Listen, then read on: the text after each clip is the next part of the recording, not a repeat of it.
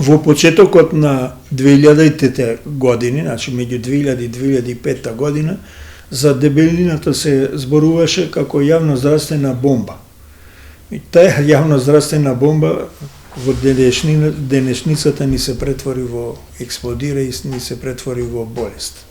Според последните испитувања кои ги спроведе Институтот за јавно здравје Тетово, кај децата во Тетовскиот регион, од 30 до 35% и од машката и од женската популација се со прекумерна телесна тежина. Дебелината е ризик фактор за појава на разни незаразни заболувања.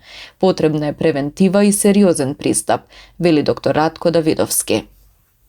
Последните испитувања, значи зборуваме за Тетово и општините што ги покира Центарот за јавно здравје, последните испитувања некаде на околу 1000 примероци на деца со различни возраст покажуваат дека околу 34,4 од машката популација е дебела, односно со прекумерна телесна тежина и дебела, и околу 32,8-9% од девојчињата се со зголемена телесна тежина. Дебелината е ризик фактор за појава на разни незаразни заболувања од типот на диабет, од типот на хипертензија, од типот на хиперлипидемија, од типот на кардиоваскуларни други заболувања и бубрежни заболувања.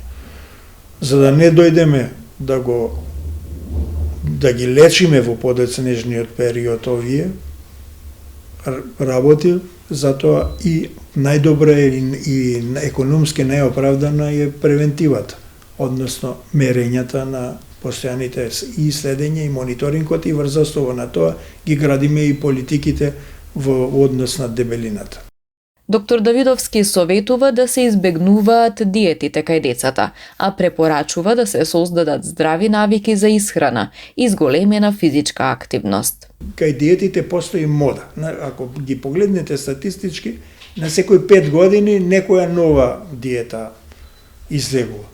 Наша препорака е да, кога е во најголемиот раст и развој на децата, да нема диети, да не гладуваат, туку да се обидат и да се обидеме да го стопираме зголемувањето на телесната тежина. Да се избегнува нездравата храна, балансираност во исхраната, да се избегнува седечкиот начин на живот и зголемена физичка активност. Но не е више она јади помалку, а има и повеќе физичка активност, многу посложени се фактори кои учествуваат во настанувањето на дебелината. Значи, тука се и биолошките фактори, и генетските фактори, и социоекономските фактори, и секако и факторот на животната средина. Во секој случај, кога зборуваме за децата, не треба да има стигма, затоа што во подоцнежниот живот, покрај овие физички незаразни заболувања, може и да настане еден и емоционален дисбаланс. Тие деца се посрамежливи, депресивни, почувствителни. Речиси 1 милиарда од светската популација е гојазна, а се повеќе па и во земјава се отвараат разни центри против дебелина.